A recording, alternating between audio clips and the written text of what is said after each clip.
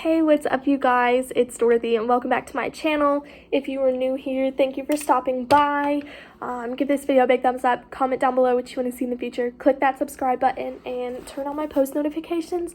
That way you get notified every time I post whichever book we are in the process of reading. We are almost done with The Good Girl's Guide to Murder, so we're going to go ahead and get right into that. We are on chapter 45, so... yeah, let's get into it. This video may contain sensitive topics and foul language. If you do not wish to continue, please click off of the video now. You have been warned. Okay, so here we go. Chapter 45 of A Good Girl's Guide to Murder by Holly Jackson. Oh, my bangs. Whatever.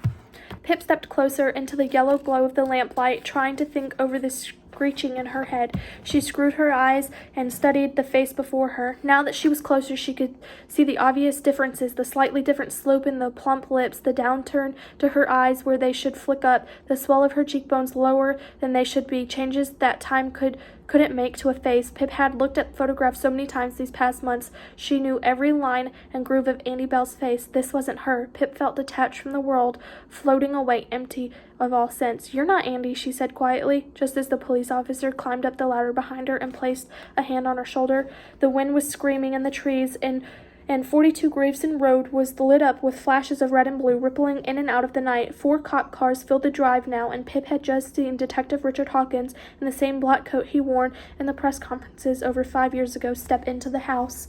Pip stopped listening to the policewoman taking her statement. She heard words only as a rock slide of falling syllables, so she concentrated on breathing instead. That's when they brought Mr. Ward out, 2 officers on either side, his hands cuffed behind his back. He was weeping. The red and blue lights mirrored off of his wet face. The wounded sounds he made woke some insensitive fear inside her. This was a man who knew his life was finished. He had really believed the girl in the loft was Andy. He had clung to that belief this whole time. How? They ducked his head, put him in the car, and took him away. Pip watched until they were swallowed by the tunnel of trees. As she finished giving her contact number to the officer, she heard a car door slamming behind her. "Pip!"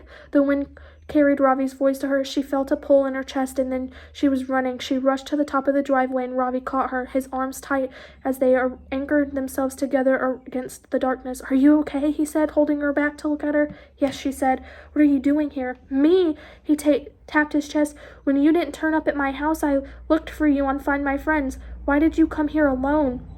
He eyed the police cars and the officers behind her. "I had to," she said. "I had to ask him why. I didn't know how much longer you'd have to wait for the truth if I didn't." Her mouth opened once, twice, 3 times before the words found their way, and then she told Ravi everything. She told him how his brother had died as they stood under shivering trees, lights undulating all around them. When the tears broke down Ravi's face, Pip said she was sorry because that was all there was to say. "Don't be sorry," he said with half a cry. "Nothing could have brought him back, but we have in a way. Sal was murdered, Sal was innocent, and now everyone will know." They turned to watch as Detective Richard Hawkins walked the girl out of the house, a lilac-colored blanket wrapped around her shoulders.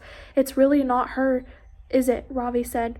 "She looks a lot like her," said Pip. The girl's eyes were wide and spinning as she looked around at everything, relearning what outside was. Hawkins led her to a car and climbed in beside her as 2 uniformed officers got into the front. Pip didn't know how Mr. Ward had possibly come to believe this girl he found on the side of the road was Andy. Was it delusion? Did he need to believe Andy hadn't died as some kind of atonement for what he did to Sal?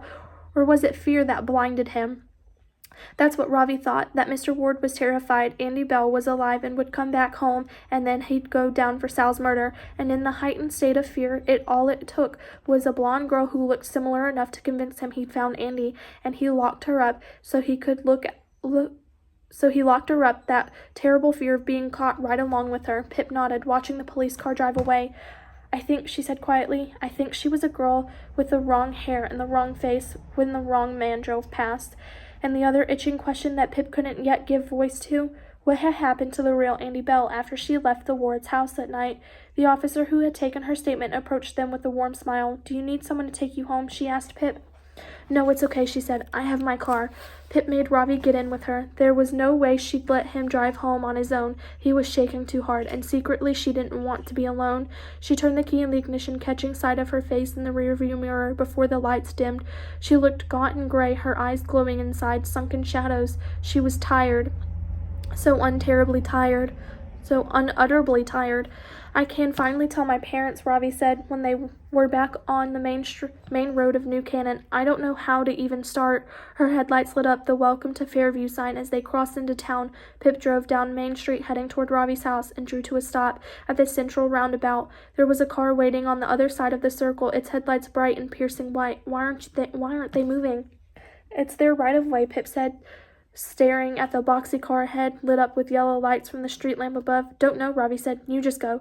She did, pulling forward slowly around the curve. The other car had still not moved. As they drew closer and out of glare of the oncoming headlights, Pip's foot eased up on the pedal. She looked curiously out the window. Oh shit, Ravi said. It was the Bell family.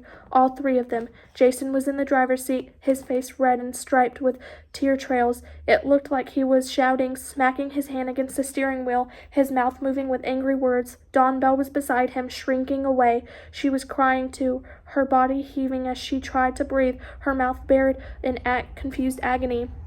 Their cars drew level, and Pip saw Beckett in the back seat on their side. Her face was pale, pushed up against the window. Her lips were parted and her brows furrowed, eyes lost in some other place as she stared blankly ahead. As they passed, Becca's eyes snapped into life and landed on Pip. There was a flicker of recognition and something heavy and urgent, something like dread. They drove away down the street and Ravi let out his breath. You think they've been told? He said. Looks like they just have, said Pip. The girl kept saying her name was Andy Bell. Maybe they had to go and formally identify that she wasn't. She looked into the rearview mirror and watched as the Bell's car finally rolled across the roundabout toward the snatched promise of a daughter returned. And that is the end of chapter 45. I will see you guys in the next video. Bye.